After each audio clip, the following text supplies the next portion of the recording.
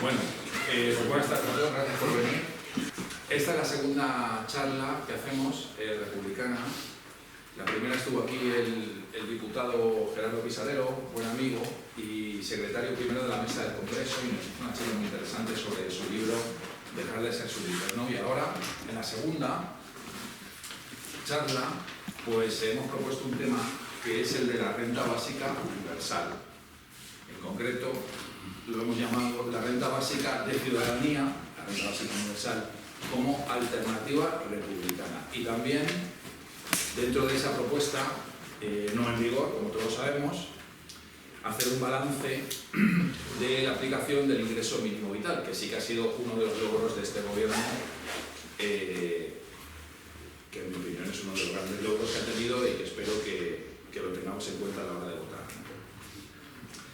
En cuanto a la renta básica universal, la renta básica como propuesta republicana, yo de este tema hace tiempo que tenía curiosidad, incluso igual escribo algo para política, se nos ha olvidado traer algunos números de política para repartir.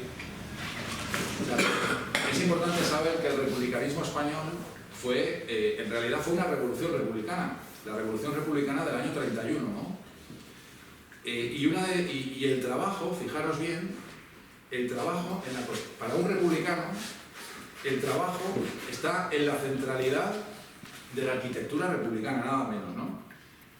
El trabajo, ya veo aquí como nuestros amigos están, vamos a explicarlo bien, ¿no? El trabajo en cualquiera de sus formas, no el trabajo de empleo remunerado con un convenio, etc. El trabajo, la actividad, la contribución obligatoria de todos los ciudadanos al bien común. Es obligatoria para un buen republicano trabajar, contribuir al bien común. Y de esa manera se tiene derecho a participar y sin ninguna condición de ese bien común.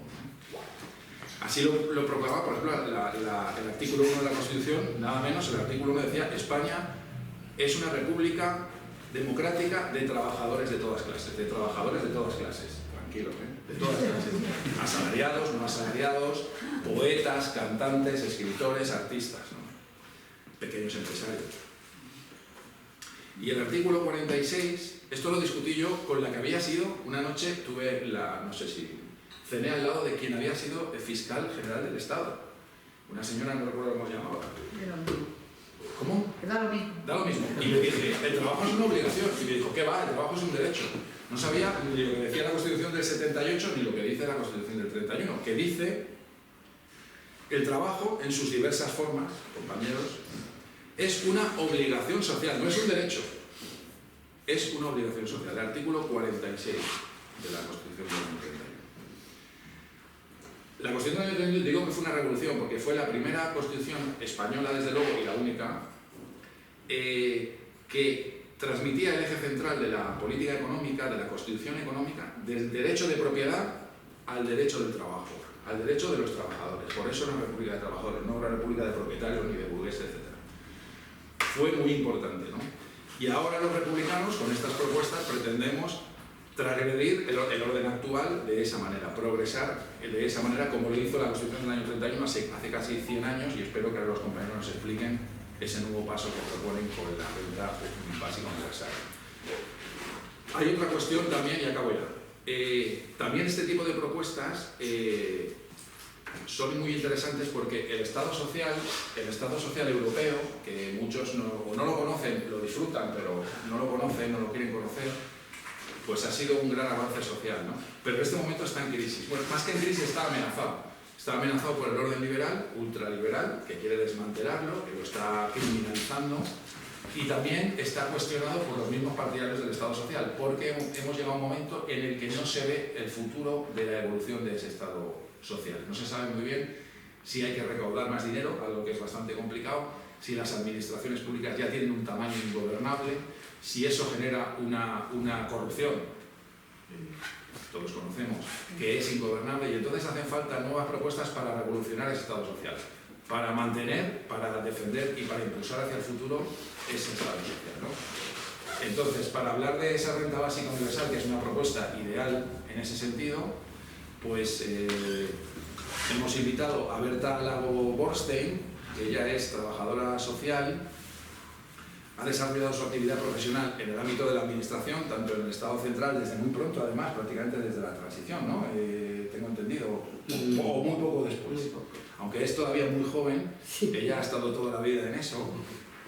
Y también en la Comunidad de Madrid, nada menos, lo estaba comentando ahora con ella, en las administraciones de Esperanza Aguirre. Y ahí lo dejo. O sea, que está curtida en 1000 batallas. Ella desde 2014 está jubilada y participa en varias organizaciones defensoras de los servicios sociales y de la renta básica. Desde 2021 es coordinadora del Observatorio de Renta Básica de ATAC y es vocal también, recientemente elegida, he visto hace muy poquito. No, confirmada. Recientemente confirmada en la Junta de la Red de Renta Básica, que es una organización a nivel estatal que tiene su propia página web y yo estaba visitando. Y también tenemos a José Miguel Sebastián, que es abogado, es presidente de la Comisión de Garantías Federal de Izquierda Unida, es responsable de formación de nuestro partido Izquierda Republicana, responsable de formación de la Ejecutiva Federal, fue coordinador del Observatorio de Renta Básica de Ciudadanía de ATAC Madrid desde 2005 a 2012, conferenciante, buen autor de artículos, aunque poco prolijo para lo que nos gustaría, bastante agradable. Y bueno, es un divulgador de la renta básica como propuesta republicana para prevenir y erradicar la pobreza y garantizar una ciudadanía plena. Así que, por favor, José Miguel, cuando quieras. Pues muchas gracias. Sí, yo coincido plenamente con lo que ha dicho Sergio en cuanto a la renta básica como acicate para replantearnos el estado social, el estado del bienestar. Con independencia de que se esté de acuerdo o no con la renta básica es una excusa perfecta para cuestionar las bases del Estado social y para cuestionar los fundamentos del Estado social que viene de la posguerra mundial y que entra en crisis con el neoliberalismo, como veremos después a lo largo de la exposición. Luego en lo del trabajo tengo mis matizaciones. El subtítulo de la charla era un balance del ingreso mínimo vital y la renta básica como alternativa frente al mismo. Y yo creo que hay que ofrecer una alternativa porque nosotros, la izquierda, yo personalmente, cuando la implantación del ingreso mínimo vital en el 2020, lo vimos como una posibilidad de armonización y de mejora del sistema de rentas mínimas. Era una posibilidad. Desgraciadamente, en el tiempo que llevamos de vigencia de este subsidio, no está siendo ni mucho menos ese factor de unificación y de mejora, sino que está teniendo muchas carencias.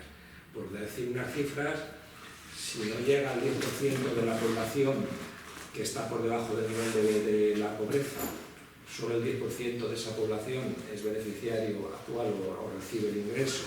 Si 3 de cada 4 solicitudes se deniegan, muchas por problemas burocráticos o por falta de actitudes digitales de los solicitantes, dado que la administración digital española no está desarrollada todavía ni puede atender a esas necesidades.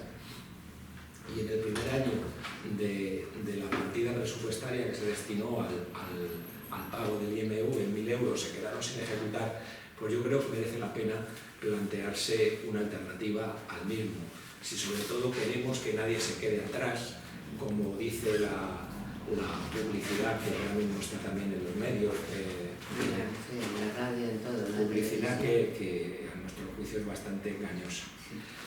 Y lo digo con cierta tristeza porque ya digo que yo pensé que podía ser una posibilidad de mejora en el sistema de rentas mínimas, pero no es así. Bien, la alternativa que se propone, la alternativa desde el republicanismo, es la renta básica de ciudadanía. En Izquierda Republicana, yo que soy más veterano que Sergi, hemos sido pioneros dentro de los partidos de izquierda en incluir en nuestros documentos y en nuestro programa la renta básica. Hombre, algo tendrá que ver que el que redactó esos programas era yo y al mismo tiempo era coordinador del Observatorio de Renta Básica de ATAC Madrid, pero bueno, fue una feliz coincidencia. También trajimos a nuestras escuelas, estoy hablando de principios de los 2000, a los primeros espadas en renta básica en el Reino de España, desde Toni Domés, Daniel Raventós, y luego también de otras asociaciones, Ramiro Pinto, Pepe Iglesias e incluso el ciudadano Pérez, que fue el fundador del Observatorio de Renta Básica de ATAC al que pertenecemos. Esas escuelas también las organizaba yo. Bueno, a ver, pero aparte de estas felices coincidencias, si está la renta básica en el programa de Izquierda Republicana es porque efectivamente es una medida que casa perfectamente con los postulados del republicanismo democrático. Y cuando hablo de republicanismo no estoy hablando del antimonarquismo, de la apuesta por una forma de gobierno republicana, no solo eso, sino que estoy hablando de una tradición de pensamiento milenaria que viene desde hace más de 2000 años, que nace en la Grecia clásica y en Roma, y que luego pasa por el Renacimiento y las ciudades-estado italianas, la Revolución Inglesa, cruza el Atlántico a la Revolución Americana, luego la Revolución Francesa, y tiene su hilo conductor en los movimientos emancipatorios obreros, en los distintos movimientos socialistas y anarquistas. Esa es la tradición en la que se inscribe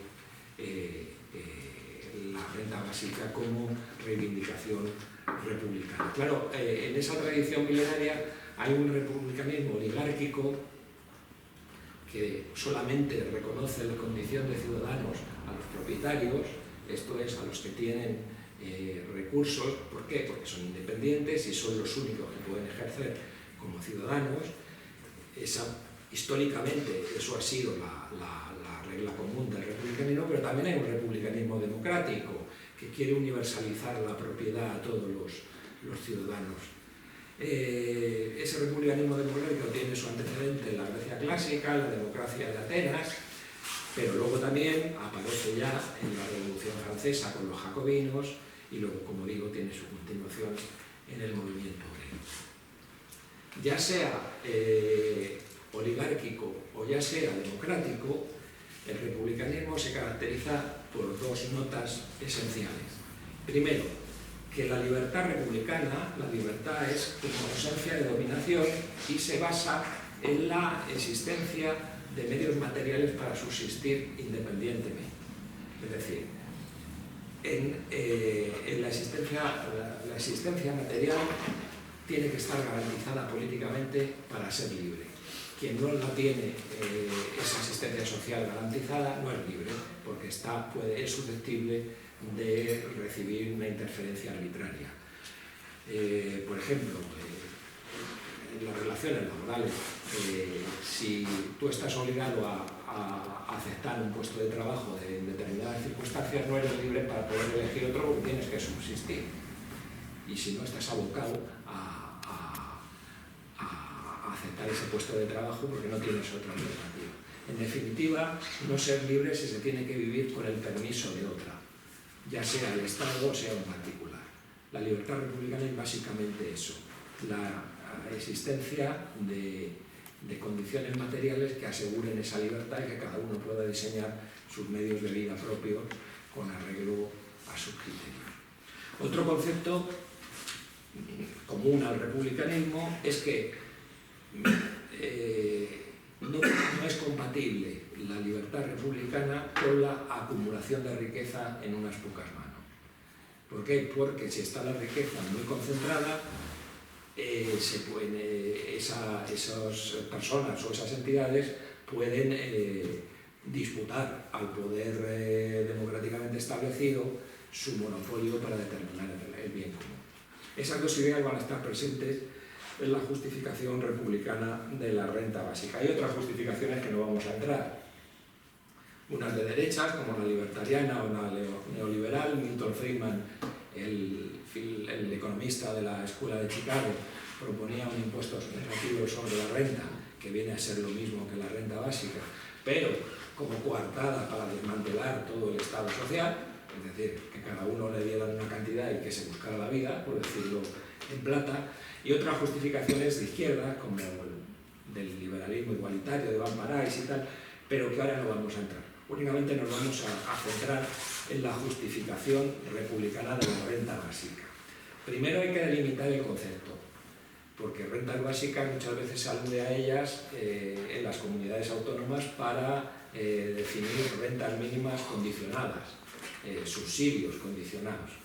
Lo que nosotros entendemos por renta básica no es eso. La renta básica, según la definición de la red de renta básica, que a su vez está en la red de renta básica internacional, es un ingreso pagado por el Estado a cada miembro de pleno derecho de la sociedad o residente de una cantidad de al menos igual al umbral de pobreza. Y esta es una renta básica incondicional, es decir, no está supeditada a si se quiera trabajar o no de forma remunerada, es decir, es compatible con la percepción de un salario. Y tampoco se tiene en consideración si se tiene patrimonio, si sea rico o pobre. Esto es, independientemente de cuáles pueden ser las otras posibles fuentes de renta. Y es un derecho subjetivo individual, no se toma como referencia la unidad familiar. No se importa, no es relevante a la hora de determinarla con quién se combina. Yo a eso añadiría, desde nuestro punto de vista, financiada con un sistema tributario progresivo, que es lo que caracteriza también la renta básica bajo nuestro concepto. Partíamos de que la existencia material que confiere el tener un patrimonio era la base que tenían los republicanos antiguos oligárquicos para determinar quién podía ser ciudadano o no. El republicanismo democrático, el republicanismo que surge, que viene de la Revolución Francesa y de la que somos herederos, quiere universalizar esa propiedad. Esto dicho en sentido metafórico. Aquí se entiende universalizar la propiedad como garantizar a toda la población la existencia material. Es decir, que haya políticas públicas, que haya instituciones que garantizan a todos los ciudadanos y ciudadanas la existencia material y que pueden desarrollar la libertad sin interferencias o sin dependencias arbitrarias. Es decir, que sean independientes tanto de la caridad pública o privada como también del arbitrio de los empresarios. Es decir, que sean libres a la hora de determinar cuándo se van a obligar a trabajar 5 días a la semana para una empresa o para un particular y tengan libertad de elección, cosa que desgraciadamente en estos momentos la mayoría no tiene. Un inciso. Por sí solo la renta básica no basta. No es ni la panacea ni el bálsamo de fierabrás que vaya a solucionar todos los problemas de la humanidad y vaya a redimir a la clase obrera. No. La renta básica es una medida más. Una medida que tiene que estar inscrita en un programa republicano de defensa de los servicios públicos y de los derechos sociales, con políticas públicas redistributivas a través de un sistema fiscal progresivo y medidas que limiten, como me refería antes del segundo principio del republicanismo, las grandes acumulaciones de riqueza y poder económico.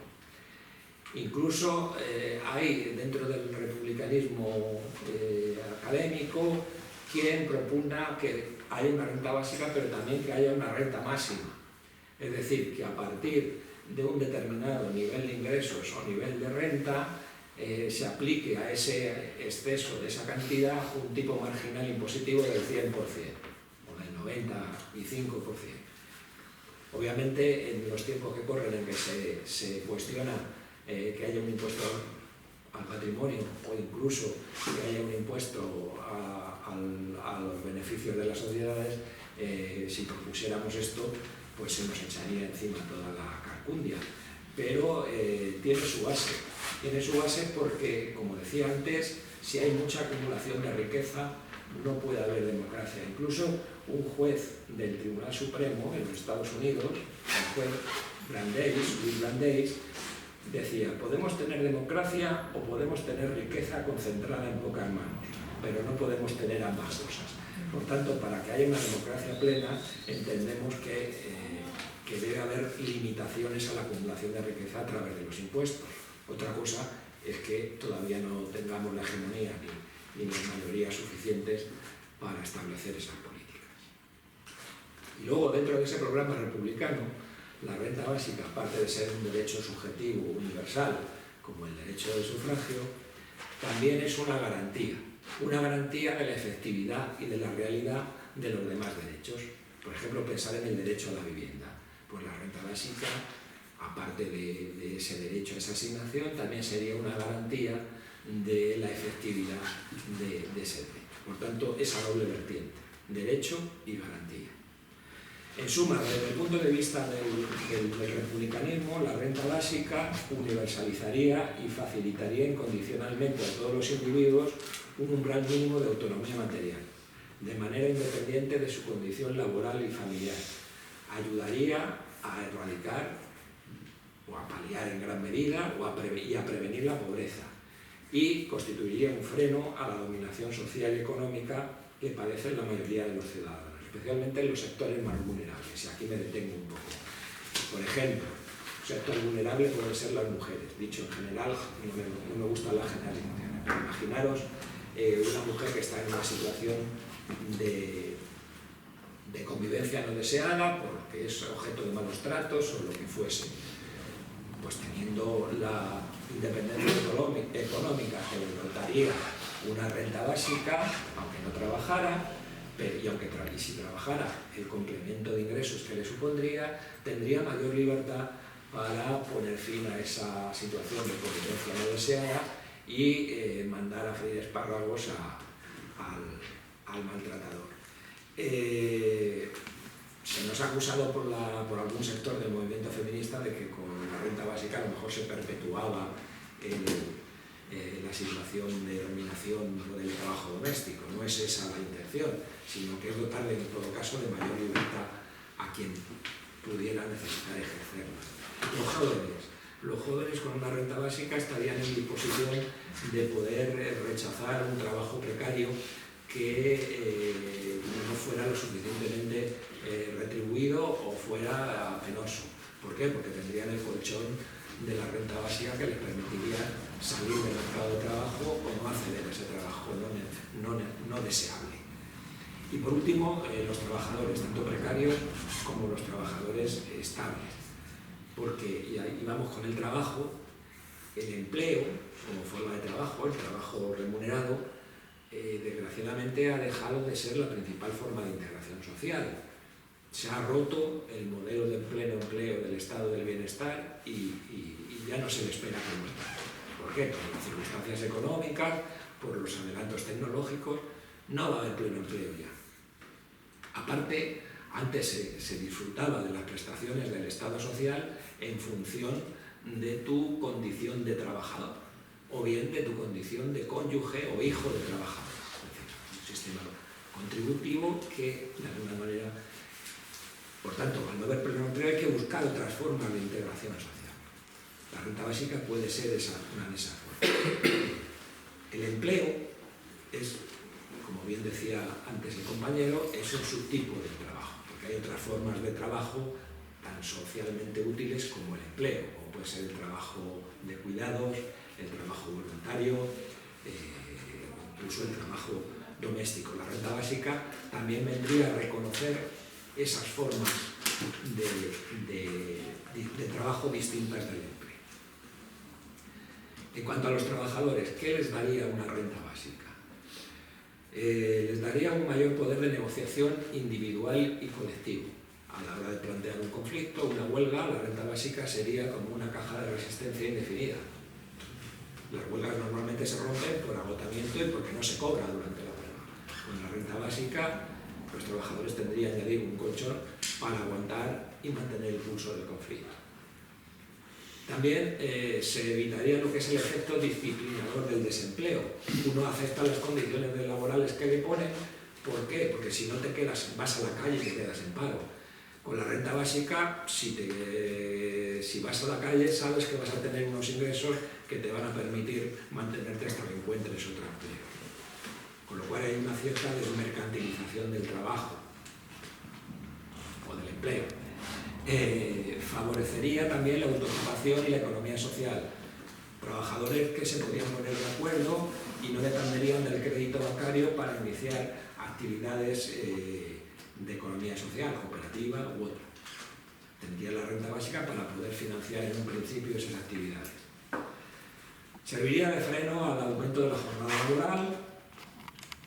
También potenciaría el trabajo a tiempo parcial, porque habría gente que se podría dedicar a otras actividades, dedicar parte de su jornada a otras actividades, a terminar la carrera, a cuidar de su madre, no sé, al trabajo voluntario o a cuidar un huerto urbano y trabajar menos horas. Con lo cual se estaría creando también un reparto del trabajo y se fomentaría posiblemente la creación de nuevo empleo.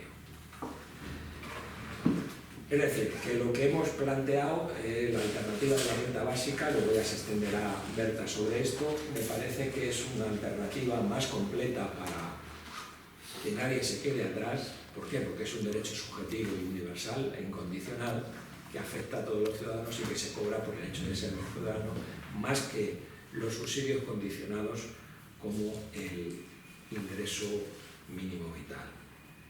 Y en definitiva sería que pasar a manos de los trabajadores el dinero que ahora se dedica a otras cosas que van a los empresarios, como las bonificaciones, las cotizaciones a la seguridad social, deducciones fiscales, etc. De esto me imagino que luego hablará Berta de la trampa de trabajo y todo esto. Y ya yo le doy paso a ella, que va a entrarse pues profundamente.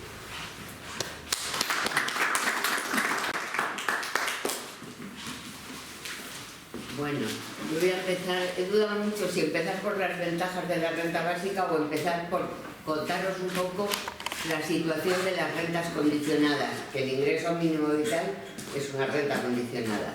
La diferencia del ingreso mínimo vital respecto a las otras rentas condicionadas es que depende del Estado, del Instituto de la Seguridad Social, del INS. Pero la realidad es que la garantía de ingresos en España es un sistema complejo, diverso y no integrado, y no solo no integrado, sino que se llevan un poco a matar muchas prestaciones y subsidios entre sí, con lo cual se produce muchas veces una gincana, una carrera de obstáculos que repercute lógicamente en las personas que están viviendo la situación que sea. Entonces, dicho esto, además dependen unas del INS y otras del Servicio Público de Empleo, el SEPE, antes INEM. Con lo cual, insisto, ahí hay sus más y sus menos. Y por último, el último eslabón en la protección social está en las comunidades autónomas, en las famosas rentas mínimas.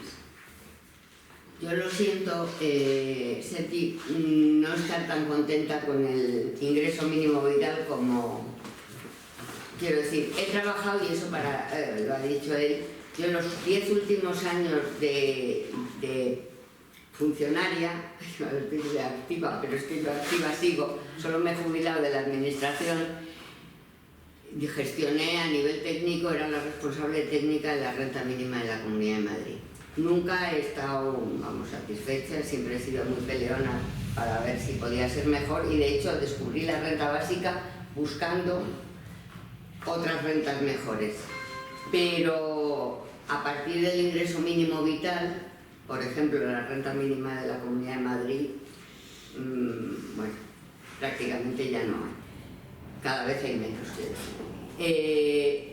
¿Por qué digo esto? A ver, las rentas condicionadas son asistenciales, las no contributivas, quiero decir, ahí la diferencia es las prestaciones contributivas, sean del INS, como es la de vejez o la de invalidez, o sea del Servicio Público de Empleo, la prestación de desempleo.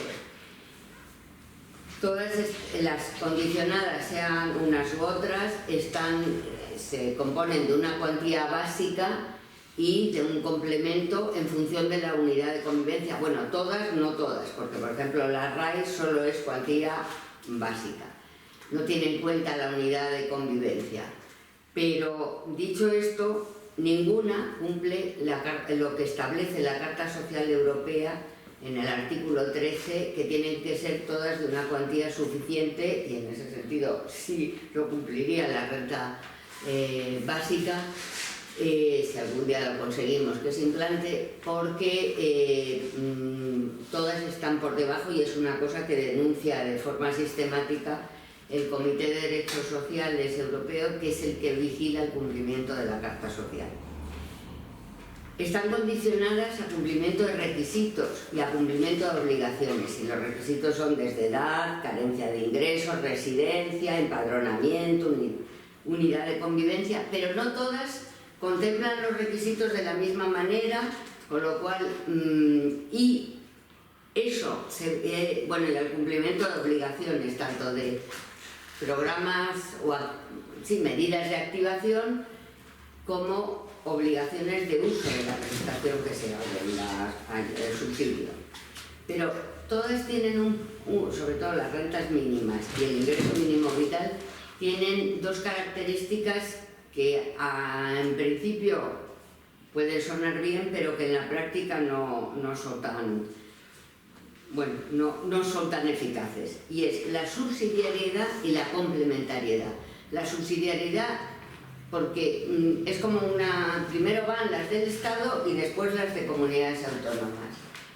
Pero si tú pierdes una prestación porque hay algo en lo que has fallado, muchas veces no es tan difícil fallar porque es que realmente, os decía que es como una gincana, ya directamente las que son subsidiarias de esa prestación no te corresponden porque es culpa tuya haber perdido la prestación de la que eran subsidiarios. Si después os explico, porque intentar decir todo sin explicarlo mucho a veces no es fácil.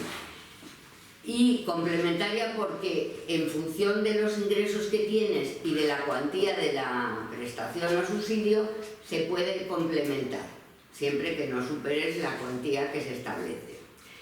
El ingreso mínimo vital, que es relativamente reciente, yo personalmente creo que nació en un momento que no estaba todavía suficientemente articulado y consensuado con las comunidades autónomas, y en ese sentido además surgió como con una venta muy potente. De hecho se confundió en otros países con la renta básica. Vamos a ver publicaciones o artículos de Hispanoamérica y de Inglaterra, vamos, los conservo esos porque en España se pone en marcha la renta básica. Pues no, realmente no es así. Hubo una propuesta desde la Red Renta Básica, desde la organización de Red Renta Básica, y desde otra plataforma que es Marea Básica contra el Paro y la Precariedad, de hacer una renta básica de emergencia porque sabéis que el ingreso mínimo vital nació en plena pandemia. Bueno, pues la propuesta alternativa, que no pasó de las puertas del Congreso, era que fuera al revés, una renta de emergencia que se daba simplemente porque la persona lo solicitaba, y después, de acuerdo al IRPF de esa persona, se hacían las cuentas al revés. Bueno, eso no prosperó, pero hubiera sido mejor. ¿Por qué? El ingreso mínimo vital surge con un Real Decreto, en junio de 2020 se pone en marcha, en un momento que es, primero surge todo digital, o sea, prácticamente la cumplimentación en un primer momento era solo a través de la administración electrónica. Las oficinas estaban todas cerradas, la posibilidad de entenderse. Entonces, curiosamente, desde la administración no había apoyo ni acompañamiento para poder hacerlo. Las personas a las que iba focalizado fundamentalmente eran personas en situación de pobreza severa. Lógicamente no todas tienen ni habilidades, ni medios, ni para hacerlo así. ¿Qué pasó? Que al final hubo plataformas y movimientos ciudadanos que fueron los que se acercaron. Se supone que también se podían contagiar, como los funcionarios, pero bueno, su compromiso debió ser mayor. Tiene yo le decía antes de empezar que para mí es la peor de las rentas mínimas, no porque sea realmente la peor, sino porque tiene una complejidad enorme en su articulado. O sea, hay que leerlo muchas veces, a veces, para comprender todo. Se modificó antes de la ley, que fue a finales de 2021 cuando se aprobó la ley, se modificó 7 veces el Real Decreto, con lo cual eso también contribuye a la complejidad. No cumple la Carta Social Europea porque la cuantía es la misma que la pensión no contributiva, solo que dividida entre 12, o sea, la cuantía anual de una pensión contributiva dividida entre 12. En este momento no llega a los 500 euros. El umbral de pobreza en España está en 800 algo. Por tanto, es compatible con las rentas mínimas, pero en su articulado, o sea, es cierto que no es fácil, por problemas constitucionales y competenciales, pero no fuerza o no contempla que las comunidades autónomas con sus rentas mínimas complementen esa cuantía, que hubiera sido una posibilidad, porque realmente el Estado es la administración del Estado y también las comunidades autónomas. A efectos de Europa, que siempre, bueno, el ingreso mínimo vital, entre otras cosas, surge porque Europa denunciaba continuamente a España que no tenía una única respuesta. De hecho, la desigualdad que ha ido creciendo, en parte, en las propias rentas mínimas favorecían la desigualdad, porque las rentas mínimas no eran iguales en todas las comunidades autónomas. La mejor siempre ha sido la del País Vasco y Madrid está entre las peores siempre.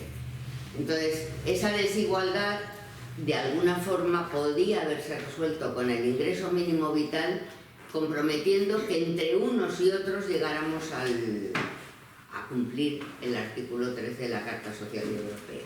Pero no se contempla así. Lo que se contempla es que es potestativo de la comunidad autónoma hacer lo que considere. Bueno, pues hay comunidades autónomas como en la que estamos, que ha sido una verdadera tortura y cada vez tenemos menos rentas mínimas. O sea, las rentas mínimas son aquellas que, o bien como no coinciden las cosas, bueno, pues es alguna renta mínima complementaria. Tengo un ejemplo que os lo leeré, que cobra la vital, como lo llaman las personas, porque eso de ingreso mínimo vital es un poco largo, y cobra 38 euros de renta mínima.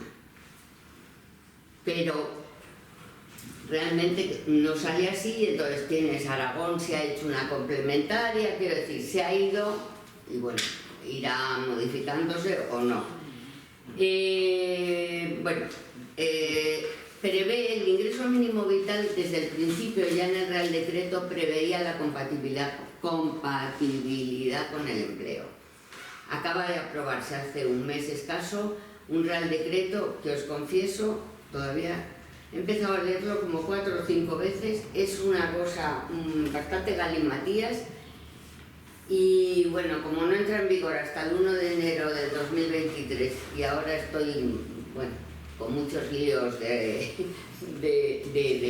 renta básica y de verdad que es que me cuesta porque soy una convencida de las bondades de la renta básica, entonces leer esas torturas de aplicar me cuesta leerlo, o lo leeré antes de que se ponga en vigor. Entonces, así muy a grandes rasgos, las limitaciones de las rentas condicionadas es cobertura insuficiente, el fenómeno del non-take-up, o sea, de la no percepción de derechos que tendrían las personas, es muy elevada, y en concreto el ingreso mínimo vital solo concede 1 de cada 4 en este momento. Bueno, José Miguel lo ha dicho al revés, pero da igual, el resultado es ese, y ahora acaban de poner en marcha con dineros de fondos europeos la publicidad que a mí de verdad me ataca como el contenido, el mensaje que se manda, porque no es una cuestión de solidaridad, es una cuestión de justicia social y es confusa y es tocando, bueno, no me gusta. Pero también han puesto en marcha el famoso autobús, que ya me parece el colmo. porque el ingreso mínimo vital tiene un problema de desigual, quiero decir, es estatal, pero no se aplica tan igual en todos los sitios. Esa es la experiencia que tenemos los que estamos como dentro de, por ejemplo, en Madrid existe una plataforma que empezó, y de hecho se llama Remi tu derecho, porque empezamos atacando la renta mínima, pero cuando surgió el ingreso mínimo vital hemos hecho una derivación y prácticamente estamos con el ingreso mínimo vital todo el día. Pero bueno, se ha publicado en junio un informe del relator especial de pobreza de Naciones Unidas, precisamente con una investigación que se ha hecho sobre el fenómeno del no take-up, de la no percepción de derechos. Y las conclusiones de ese informe, la principal es que tienen que ser menos requisitos y requisitos además asequibles de conseguir, porque muchas veces las rentas condicionadas no se accede a ellas porque es que hay requisitos que no se pueden, que la persona, dependiendo, es que claro, somos muchas personas y en situaciones muy distintas. Entonces, eso por una parte. ¿Qué otra limitación que tienen las rentas condicionadas? Que para lo que se concede hay unos costes administrativos enormes, porque claro, controlar, y digo la palabra porque no hay otra, que se cumplen todos los requisitos y que además se cumplen continuamente y que además no hay fraude, porque hay esa obsesión del fraude. Cuando yo, y lo digo porque lo he dicho los 10 años que estuve en activo, los primeros que ayudan a que haya fraude es la propia administración con las políticas que hacen en esas rentas condicionadas. Evidentemente una persona en Madrid que viva sola con 400 y pico de renta al mes no puede vivir, o sea, tendrá que hacer algo. Ahora mismo se consiguió recuperar en la renta mínima de Madrid, desde cuando se reguló en 2001, el tope era el salario mínimo. Cuando el Estado inventó el IPREM para poder desafectar el salario mínimo de todo aquello que no fuera propiamente salario, inventaron el IPREM, pues la Comunidad de Madrid utilizó el IPREM para referencia de todas las prestaciones. Y bueno, hace unos años conseguimos, como se modificó en parte la ley, pero no se modificó eso, recuperar el salario mínimo. Entonces ahora mismo en Madrid salen beneficiadas las familias numerosas porque sí que tienen como referencia, cada vez que dicen que lo van a subir, digo, mira, alguna se va a beneficiar. Y en ese sentido está la renta, el ingreso mínimo vital puede ser completado por la renta mínima si el ingreso mínimo vital tiene un tope menor.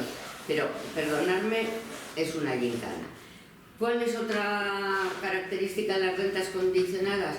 La estigmatización, porque en el fondo además se individualiza mucho, aunque no es individual, la prestación siempre es en base a la unidad de convivencia, pero al final el titular de la prestación, o la titular, porque mayoritariamente son mujeres, y son mujeres no solo porque haya situación de, es verdad que hay un porcentaje mayor de pobreza en las mujeres, sino porque las obligaciones que el titular tiene que asumir es más fácil conseguir que lo cumplan las mujeres y el hombre pueda dedicarse a trabajos informales, por decirlo de una manera muy fina. Pero se responsabiliza y criminaliza, y lo digo con todo el sentido de la palabra, a las personas de la situación que tienen. Las personas tienen que demostrar de forma más o menos continua que se merecen la prestación y que cumplen todo lo que se favorece la cronificación, porque las medidas que hay como complementarias a la prestación, porque todas las rentas condicionadas tienen como objetivo final el empleo, cuando realmente el empleo ya no es el empleo que podíamos conocer. Entonces, todo va enfocado al empleo y en ese sentido, bueno, hay algunos beneficios, por ejemplo, el tema de coste de medicamentos o ayudas para el comedor escolar, pero todas van vinculadas no a una situación de pobreza o exclusión, sino a que cobras la prestación. ¿Qué pasa? Que aunque te correspondan 3 euros, eso te abre puertas y entonces la gente pues asume que eso, bueno, vale. Y por último, y decía antes José Miguel, las rentas condicionadas, aunque todas tienen como enfoque el empleo, en la práctica desincentivan la búsqueda de empleo. Por esa misma razón de que si consiguen un empleo, pierden vamos, salvo que sea un empleo de 200 euros, pierden la prestación, no la pierden automáticamente, se suspende durante un tiempo, pero todo el proceso de recuperarlo es complicado y lento. Y os leo este ejemplo porque este ejemplo tiene que ver con las prestaciones de rentas mínimas, bueno, en concreto en Madrid, es un caso real, Como yo me muevo en círculos, bueno, pues tengo esa facilidad de no digo el nombre ni más, pero con el ingreso mínimo vital. Y se ve lo que ha influido en ese sentido, el ingreso mínimo vital con la renta mínima. Es una señora, una mujer. Tengo un dilema, me han ofrecido un trabajo, me dan la posibilidad de elegir número de horas de contrato, aunque luego mi jornada real será de 8 horas. Pero la incertidumbre me puede a la hora de decidirme. Tal y como está todo, tengo miedo de salir de mi actual estado de miseria. Cobro 623 de vital, el ingreso mínimo. Sé que pierdo la pensión, o sea, pierde ese dinero, pero también cobro 38 de renta mínima, por eso que os decía de la complementariedad. Si luego resultara que la cosa en el trabajo no saliera bien, no sé en qué situación me quedaría. Si acabara en el paro, en el futuro, y solo es una hipótesis, ¿podría alguien asesorarme antes de firmar el contrato de cómo reenganchar con Vital o con Remi? ¿Cuántas horas debería de tener en contrato para luego poder volver a acceder a las ayudas? Repito, cobro Vital y cobro renta mínima. Por favor, necesito consejo y orientación. Necesito este trabajo para poder evolucionar y salir del estancamiento que nos impide crecer a mis niños y a mí. Tiene 3 hijos esta mujer. Bueno, en ese sentido, el ingreso mínimo vital, lo he ido diciendo, peca de lo mismo que las rentas mínimas, tiene excesivos filtros de requisitos, condiciones y además no está coordinado con las rentas mínimas, que era para mí una de las cosas que hubiera sido bueno desde el principio que se hubiera, insisto, surgió en la pandemia como solución, pero resolvió poco. Porque además el problema del ingreso es que la comprobación de la situación de vulnerabilidad económica se hace con los ingresos que ha tenido la persona o la unidad de convivencia, porque en el caso de que sea una persona sola es ella sola, pero si vive en una unidad de convivencia se computan todos los ingresos de la unidad de convivencia. Bueno, pues se toma como referencia los ingresos del año anterior. Pensar que con la situación de la pandemia las personas en el propio año tuvieron un descalabro, no era el año anterior. Entonces, eso que hubo una regulación, una transitoria, que de oficio la administración pasó a ser perceptores del ingreso mínimo vital a todos los que percibían la asignación por hijo a cargo. O sea, los que cobraban por hijo pasaron de oficio. En el fondo es una estrategia de cumplimiento, porque como no se daban... Bueno, es que el primer año fue con unas cuantías muy bajas, o sea, lo de 1 cada 4 es ahora, pero en el primer año fue mucho menos. Entonces hubo 2 momentos de pasar a los de los que estaban percibiendo el hijo a cargo. Como consecuencia de eso y como consecuencia de la revisión anual y de que se haga la revisión en base a los ingresos del año anterior, ingresos que la administración, el INS, lo toma de las declaraciones de la renta, del IRPF, de la persona. Pensar que muchas personas no estaban obligadas a declarar. La obligación surge a partir de que se ha concedido, pero ahí, en esa aplicación desigual que ha habido del ingreso mínimo vital, a algunos se lo han denegado por no tener declaración de la renta. Bueno, hay 100.000 situaciones, pero en cualquier caso, la revisión anual de cumplimiento, de que la persona sigue cumpliendo requisitos, la hacen, la primera que se ha hecho y la única de momento, estamos cruzando los dedos a ver qué pasa este año, en diciembre de 2021, porque claro, tienen que esperar a que se acabe todo el trámite del IRPF, se cierre, para poderlo tomar como referencia el INS. El primer año hubo de todo, porque desde las rentas mínimas no se computan como ingresos, están exentas.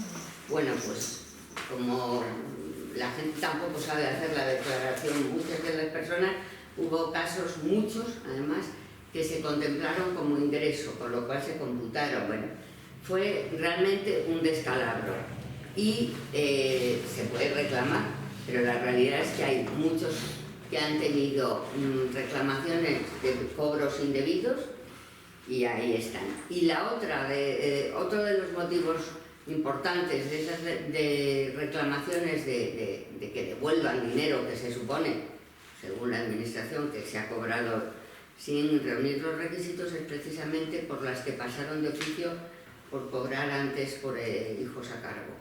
Porque se hizo sin tener en cuenta que a lo mejor no estaban actualizados todos los datos, y entonces al hacer la revisión no le hubiera correspondido desde el 1 de junio y le reclaman que devuelva el dinero que le han pagado y que no le correspondía. Hay cifras de 14.000 euros, de 10.000 euros, de 8.000 euros y además no se contempla el pago fraccionado. Ya me diréis de dónde va a sacar la gente ese dinero, porque hay quien tiene a mano, o sea, yo estoy metida en dos cosas de esto, la plataforma esa y una oficina jurídica de derechos sociales, que somos prácticamente las mismas organizaciones, y a quien llegas, pues llegas, pero bueno, pues no llegamos. Bueno, por otro lado, unido a esto, la transparencia e información de datos brilla por su ausencia. De vez en cuando sacan estadística, pero además datos acumulados.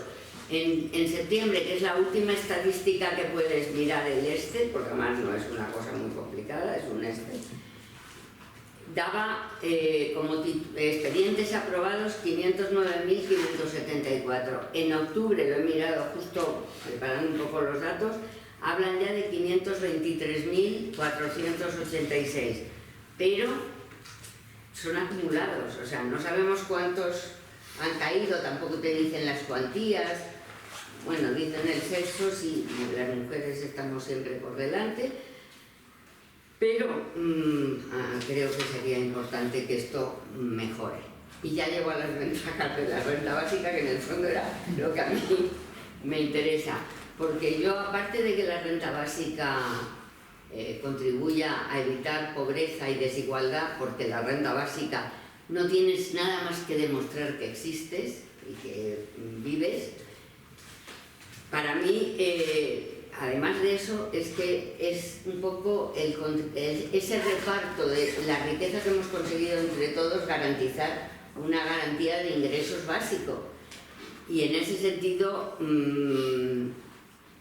bueno, pues ese carácter preventivo y esa no tener que demostrar tiene mucho que ver con la salud física y mental de las personas que están viviendo situaciones muy difíciles. Por otro lado, la simplificación administrativa, porque no habría que hacer todo es que hay expedientes que de verdad en la solicitud va así de gorda, de papeles, documentos, y lo que supone muchas veces conseguir todo eso, que a veces muchos de los que se quedan a mitad caminos que no lo consiguen, porque por ejemplo con los que están de otros países aquí se les pide que demuestren o presenten el documento de que se divorciaron o separaron en su país, o sea, cosas de verdad que dices, vale, no vale que yo ya llevo aquí no sé cuántos años, o sea, en las rentas condicionadas es tremendo. Entonces, en ese sentido, se eliminaría toda la burocracia que ahora mismo existe en torno a las rentas condicionadas, habría una burocracia mínima y por otro lado, eso no lo has comentado tú, la idea de la renta básica es que todas las rentas o subsidios o lo que haya por debajo de la cuantía que se establezca la renta básica quedarían absorbidas, o sea que hay un ahorro de prestaciones que ahora mismo se dan y que muchas veces, bueno, pues hay este enfrentamiento o esta falta de coordinación que con la renta básica quedarían absorbidas. Y el incentivo al empleo es claro, porque la idea de que en la renta básica no tienes en cuenta si trabaja o no trabaja, pues no solo permitiría que la gente de verdad busque el empleo que quiera, sea capaz de decir ese empleo no me interesa, y yo creo que muchos de los trabajos no remunerados que ahora mismo hay pasarían probablemente a ser empleo. Quiero decir, el trabajo de cuidados tiene que contemplarse mucho más desde el planteamiento de la remuneración, que ahora mismo pues no es así, y muchas veces, y poniéndonos en mujeres, pues la mujer que trabaja contrata a otra persona que no siempre se contrata legalmente, vamos, quiero decir que se contrata muchas veces en negro, para decirlo claro, y es una pescadilla que se muerde la cola y estamos contribuyendo todos a un malestar. Evita la estigmatización social, evitaría una renta básica y por supuesto el fenómeno de no percepción de derecho o el famoso non-take, porque si a todas las personas, si es universal, pues todos entran, o sea, eso de que nadie se quede fuera ni nadie atrás realmente se podría cumplir. Y para mí algo fundamental, y porque es todo lo contrario que las rentas condicionadas, es que las personas recuperaríamos una dignidad que muchas veces se pierde con ese laberinto burocrático que te obligan las rentas condicionadas, en donde, bueno, tienes que estar continuamente demostrando que realmente estás en una situación de necesidad más o menos grave, bueno, y nos permitiría elegir de verdad qué queremos hacer con nuestra vida, cómo queremos hacerlo, y permitiría mucho más la creatividad, quiero decir, daría para mí una libertad, no la de la que está tan vulnerada en la Comunidad de Madrid, esa libertad de nuestra presidenta, no, sino la libertad, para mí verdadera, la libertad republicana que decías, es, porque entre otras cosas nos evitaría gastar energía en ver cómo sobrevivimos. Hay muchas personas que para saber cómo va a vivir al día siguiente está todo el día gestionando. Es una incongruencia de las rentas condicionadas el pretender la activación, palabra que odio, la activación sin tener en cuenta que la persona la activación la tiene porque tiene que moverse para ver cómo come al día siguiente o cómo pagan el recibo de la luz, que esa es otra, o cómo hace frente al alquiler.